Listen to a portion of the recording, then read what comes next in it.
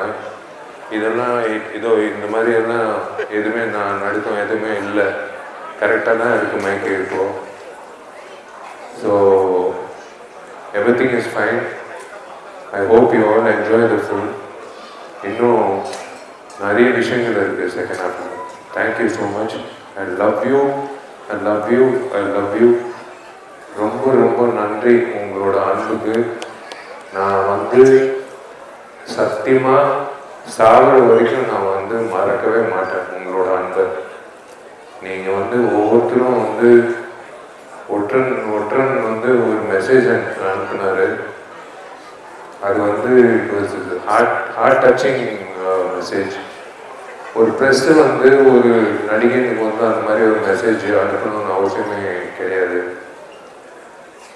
அதே மாதிரி எத்தனையோ பேர் வந்து மெசேஜ் அனுப்புனாங்க.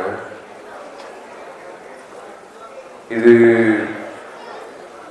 உண்மையிலே ஆத்மார்த்தமாக நீங்கள் வந்து என்னை நேசிக்கிறீங்கன்னு நான் நம்புகிறேன்.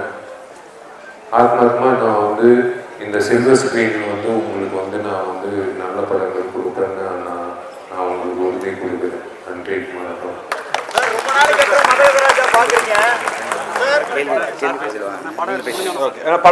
படம் முடிஞ்சோடனே கேள்வி இப்ப இல்ல.